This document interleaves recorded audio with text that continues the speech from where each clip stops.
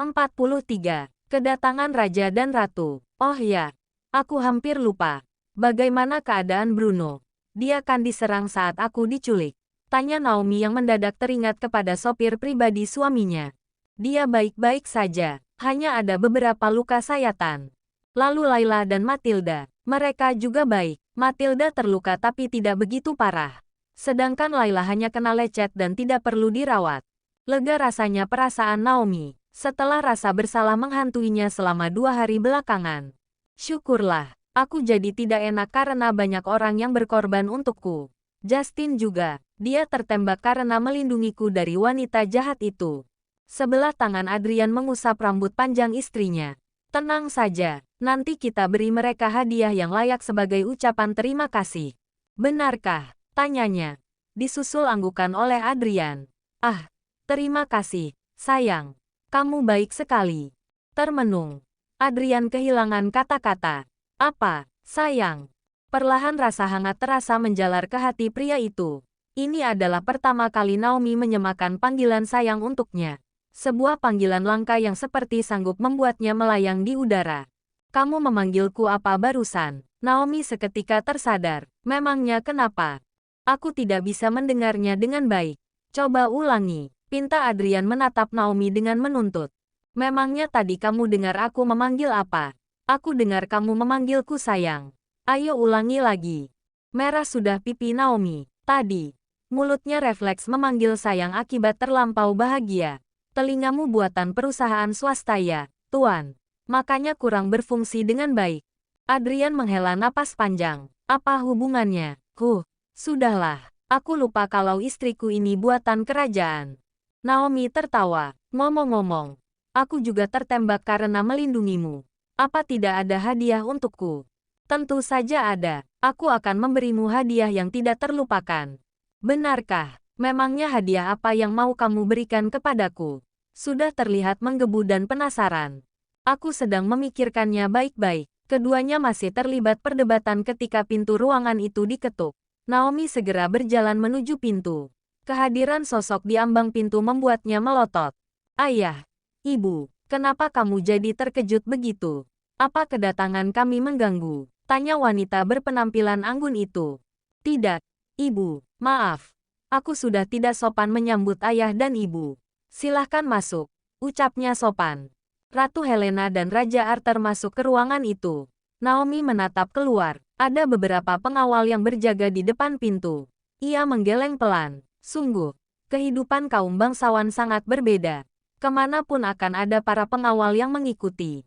Selamat datang yang mulia. Maaf tidak bisa menyambut Anda, ucap Adrian. Jangan memanggil seperti itu. Panggil ayah dan ibu saja. Kita tidak sedang berada di istana, ucap sang ayah mertua. Adrian membungkukkan kepala. Ayah ibu, kalian ke sini bukan untuk mengajakku pulang, kan? Tanya Naomi yang kini sudah duduk di sebelah suaminya. Naomi, sopanlah dengan orang tuamu. Tegur Adrian membuat Naomi menunduk. Tolong jangan memintaku tinggal di istana, Bu. Protokol istana sangat tidak cocok untukku. Aku akan membuat kalian malu nanti. Ia melingkarkan tangan di lengan Adrian sebagai bentuk permohonan agar tak dipisahkan lagi. Pasangan parubaya itu tertawa kecil. Tentu saja tidak, Nak. Kami kemari hanya untuk bertemu kalian. Lagi pula kami belum pernah bertemu dengan suamimu. Raja Arthur menatap Adrian. Terima kasih sudah melindungi putriku selama ini. Kami sudah dengar tentang pertemuan kalian dan kami sangat bersyukur Isabel bertemu dengan seseorang yang tepat. Artinya ayah dan ibu akan membebaskanku? Tanya Naomi. Kamu sudah menikah dan anak yang sudah menikah berhak untuk menentukan hidupnya sendiri. Tapi pintu istana akan selalu terbuka untuk kalian. Terima kasih, Bu. Untung ibu dan ayah tidak arogan dan pemaksa seperti Pangeran Hugo yang menyebalkan itu.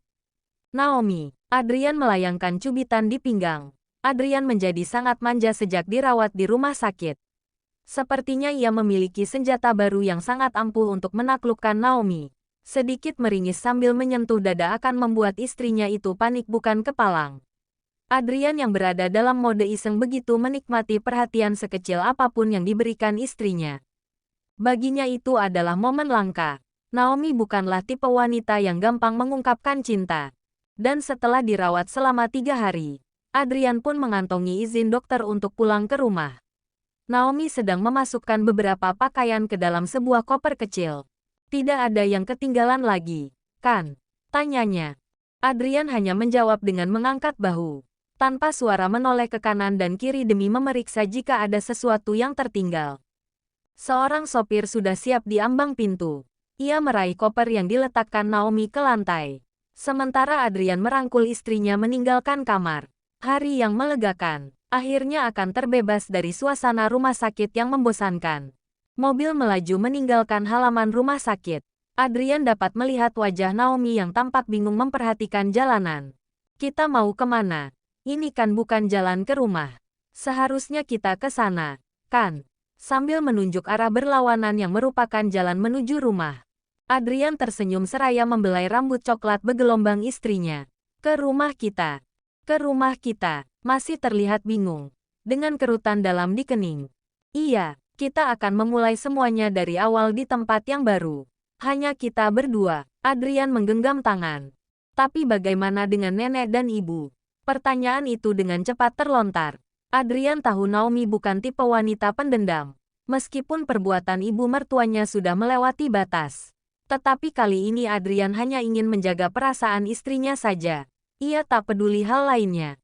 Bisakah untuk tidak memikirkan yang lain dulu selain tentang kita?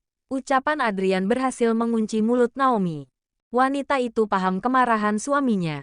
Beberapa hari belakangan ibu mertuanya memang terlihat sedih saat mengunjungi rumah sakit, karena Adrian bersikap sangat dingin terhadapnya.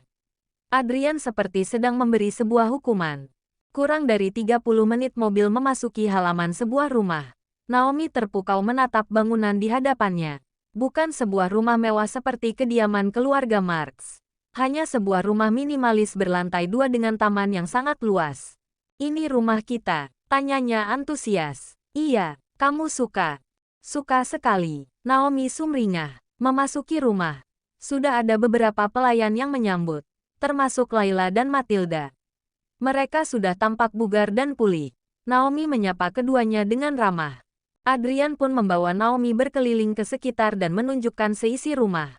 Ia memilih sebuah rumah yang tak begitu luas, namun memiliki fasilitas lengkap di dalamnya.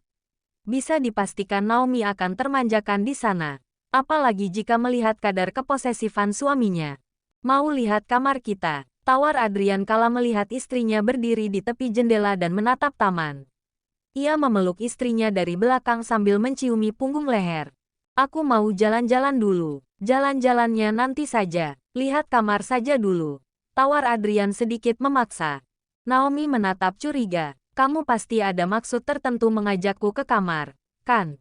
Aku hanya mengajakmu melihatnya. Memang menurutmu aku mau apa? Aku tahu kamu mau mengambil keuntungan dariku. Sudah terbaca dengan jelas di wajahmu. Tuan, cibir Naomi dengan keyakinan penuh. Memangnya di wajahku terlihat apa? Aku melihat sesuatu yang aneh. Aura negatif yang tidak terbantahkan. Maksudnya, dahi Adrian berkerut tipis. Naomi mendekat, menatap ke dalam mata suaminya. Kemudian mendekatkan bibir ke telinga Adrian dan berbisik. Kamu sangat maniak. Putri Isabel, gumamnya dengan rahang mengeras. Ia tarik Naomi dan mengunci tubuhnya. Lepas dulu. Tidak mau. Kita sudah lama tidak praktek biologi. Sambil menyeret wanitanya itu menuju kamar.